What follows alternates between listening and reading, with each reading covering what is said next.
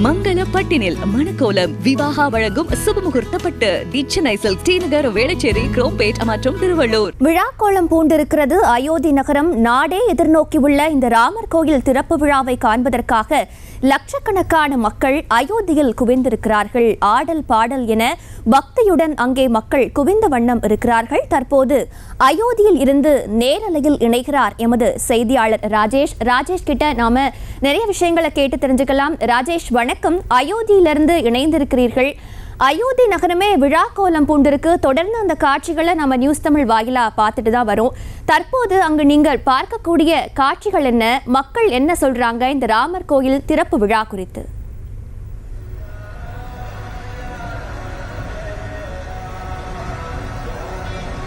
வணக்கம். தற்போது நாம் அயோத்தியில் ராமபிரான் கோவில் அமைந்திருக்கக்கூடிய இடத்திலிருந்து மிகச்சரியாக 1.5 கிலோமீட்டர் தூரத்தில் இருக்கிறோம். இங்கிருந்து 1/2 கிலோமீட்டர் தூரத்தில் சரையு நதி இருக்கின்றது. இப்படியே நாம் நடந்து சென்றால் இங்கிருந்து 1.5 கிலோமீட்டர் தூரத்தில் ராமபிரான் கோவில் இருக்கின்றது. இன்று ராமர் பிராண பிரதிஷ்டை நடைபெற இருக்கின்றது. அதற்காக பிரதமர் நரேந்திர மோடி உள்ளிட்ட உலகின் பல்வேறு இடங்களிலிருந்து 7000க்கும் மேற்பட்ட சிறப்பு விருந்தினர்கள் வர இருக்கிறார்கள். எனவே அயோத்தி மாநகரம் முழுவதும் திருவிழா கோலம் பூண்டிருக்கிறது. திருவிழா என்று சொன்னால் உண்மையிலேயே ஒரு மிக பிரம்மாண்டமான ஏற்பாடுகள் அயோத்தியில் ராமர் கோவிலை சுற்றி செய்யப்பட்டிருக்கிறது. நாம் பார்க்கின்றோம், ஒளிப்பதிவாளர் கருப்பையா உங்களுக்கு காண்பிக்கின்றார். வீதிகளில் ஆங்காங்கே உற்சாக நடனம், பக்தி பாடல்கள் பாடி பக்தர்கள் பரவசம் அடைகிறார்கள். இன்றைய தினம் முக்கியமான பல விஐபிகள் வரக்கூடிய காரணத்தால் பொது போக்குவரத்துக்கு தடை விதிக்கப்பட்டிருப்பதோடு மட்டுமில்லாமல் பொதுமக்களும் அங்குமிங்கும் செல்வதற்கும் தடை விதிக்கப்பட்டிருக்கிறது. கையில் பாஸ் வைத்திருக்கக்கூடியவர்கள், இந்த கோவில் நிர்வாகத்திலே பணியாற்றக்கூடியவர்கள், இந்த பகுதியிலே வீடு இருக்கக்கூடியவர்கள், இவர்கள் மட்டும்தான் இந்த பகுதியிலே நடமாடுவதற்கு அனுமதி கொடுக்கப்பட்டிருக்கிறது. அவர்களுக்கும் கூட கையில் கட்டாயம் பாஸ் இருக்கின்றது.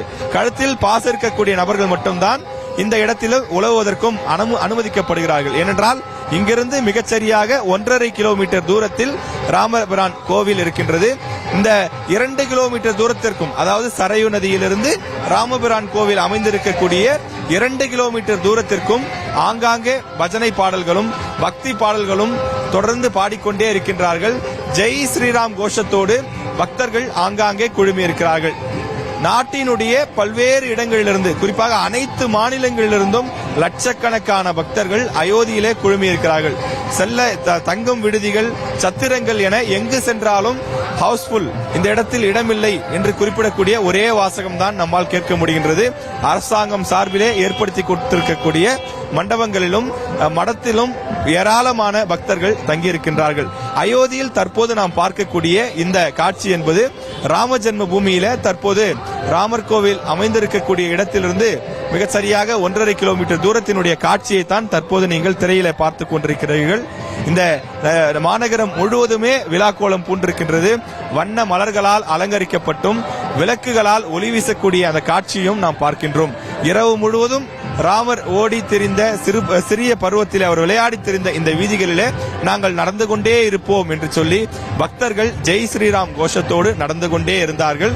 காலை 4 மணிக்கு பிறகு பொதுமக்கள் இந்த முக்கிய வீதிகளில் நடமாடுவதற்கும் இங்கே நின்று இந்த பஜனை பாடல்களை பார்ப்பதற்கும் அனுமதி கிடையாது என காவல்துறையினர் அவர்களை அனுப்பிவிட்டார்கள். தற்போது கூட காவல்துறையினர் தொடர்ந்து ரோந்து பணிகளில் ஈடுபட்டிருக்கிறார்கள். அதாவது அயோத்தி ராமர் கோவில் அமைந்திருக்கக்கூடிய இடத்திலிருந்து கிட்டத்தட்ட அந்த சுற்றளவு 5 கிலோமீட்டர் தூரத்திற்கு போலீசார் குவிக்கப்பட்டிருக்கிறார்கள். இந்த 2 கிலோமீட்டர் சுற்றளவில் மட்டும் 20,000 போலீசார் குவிக்கப்பட்டிருப்பதாக தெரிவிக்கப்பட்டுள்ளது.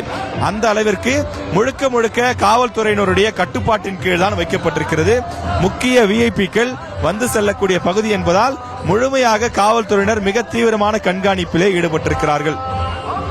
இந்த நாம் தற்போது நின்று கொண்டிருக்கக்கூடிய இந்த நேர் சாலை சரையு நதியிலிருந்து நேரடியாக ராமர் கோவிலை இணைக்கக்கூடிய நேரடி சாலை. எனவே இந்த சாலையை பொறுத்த வரையிலே பிரதமர் நரேந்திர மோடி அவர்கள் 11 மணி அளவிலே இந்த இடத்திற்கு வந்து சரையு நதியிலே நீராடி விட்டு அதன் பிறகு ராமர் கோவிலுக்கு சென்று அவர் பூஜைகளில் ஈடுபட்டு இந்த பிராண பிரதிஷ்டை நிகழ்விலே பங்கேற்க இருக்கின்றார். எனவே அதற்கு ஏற்ப மிக தீவிரமான அனைத்து ஏற்பாடுகளும் செய்து முடித்திருக்கக்கூடிய நிலையிலே தற்போது அதற்கான அந்த அனைத்து விஷயங்களும் செய்யப்பட்டு தயார் நிலையிலே இருக்கின்றது. அதாவது இந்த விஷயத்தை குறிப்பிடும் போது ராம பக்தர்கள் குறிப்பிடுகிறார்கள், பட்டாபிஷேகத்திற்காக வந்த ராமர் வந்தபோது அயோத்தி எப்படி இருந்ததோ, அதாவது நமக்கு தெரியும் ராம லட்சுமணன் சீதா பிராட்டியோடு 14 ஆண்டுகள் வனவாசம் சென்று விட்டார்கள். அப்படி வனவாசம் சென்று விட்டு 14 ஆண்டுகள் கழித்து அவர்கள் நாடு திரும்பிய போது அந்த அயோத்தி நாடு எப்படி இருந்ததோ, எப்படி விழாக்கோலம் பூண்டிருந்ததோ அப்படி ஒரு சிறப்பான விழாக்கோலம் பூண்டிருக்கக்கூடிய காட்சியை எங்களால் பார்க்க முடிகின்றது. நாங்கள் ராமாயணத்தில் தான் நாங்கள் கேட்டிருக்கிறோம், பார்த்திருக்கிறோம், தொலைக்காட்சி நாடகங்களிலே இப்படித்தான் இருந்தது என்று பார்த்திருக்கிறோம். அதைவிட மிக சிறப்பாக பிரம்மாண்டமாக அயோத்தி மாநகர் காட்சியளிக்கிறது. ராமன் 14 ஆண்டுகள் வனவாசம் முடித்துவிட்டு நாட்டிற்கு திரும்பும் போது நாட்டு மக்களுக்கெல்லாம் மிகுந்த மகிழ்ச்சியாம். ஏனென்றால் எங்களுடைய அரசனாக இருக்க வேண்டியவர் ராமபிரான். அவர் கஷ்டப்பட்டு கல்லிலும் மலையிலும் காடுகளிலும் முள்ளிலும் சிக்கி அவர் தவித்து வந்தார். எங்களை மீட்பதற்கு ஒரு மீட்பராக ராமபிரான் வந்து விட்டார். இனி நாட்டில் எந்த பிரச்சனையும் இருக்காது என்று நாட்டு மக்கள் மகிழ்ச்சி வெள்ளத்திலே பொங்கினார்களாம். ஊர் முழுவதும் திருவிழா கோலம் பூண்டிருந்ததாம். ஆங்காங்கே வண்ண மலர்கள், இளம் பெண்களுடைய நடனம், பக்தி பரவச பாடல்கள், பஜனைகள் என வீதிகள் எங்கும் ஒளிமயமாகவும் பக்திமயமாகவும் இருந்ததாம். அனைவரது இல்லங்களிலும் மகிழ்ச்சி மட்டுமே இருந்ததாம். அப்படியான ஒரு சூழலை கண்முன்னே நிறுத்தக்கூடிய வகையிலே இங்க இருக்கக்கூடிய ஏற்பாடுகளும் இங்க இருக்கக்கூடிய ராம பக்தர்களுடைய அந்த மகிழ்ச்சியையும் பார்க்கும்போது நம்மால் உணர முடிகின்றது. அயோத்தியில் இருக்கக்கூடிய ராமர் கோவில் இந்த பகுதி வழியாகத்தான் செல்ல வேண்டும். இந்த இடத்தில் முழுக்க முழுக்க காவல்துறையினுடைய கட்டுப்பாட்டில் கொண்டு வரப்பட்டு இந்த நிகழ்ச்சி எந்த விதமான பிரச்சனையும் இல்லாமல் மிக சுமூகமாகவும் மிக உற்சாகமாகவும் பக்திமயத்தோடும் கொண்டாடி முடிக்க வேண்டும் என்ற முடிவிலே உத்தரப்பிரதேச அரசு விரிவான ஏற்பாடுகளை செய்திருக்கின்றது. அயோத்தியில செய்யப்பட்டிருக்கும் விரிவான ஏற்பாடுகள் குறித்து சொல்லியிருந்தீங்க ராஜேஷ். தொடர்ந்து இணைப்பிலேயே இருங்க. செய்திகளை உடனுக்குடனும் துல்லியமாகவும் தெரிந்து கொள்ள சப்ஸ்கிரைப் பண்ணுங்க.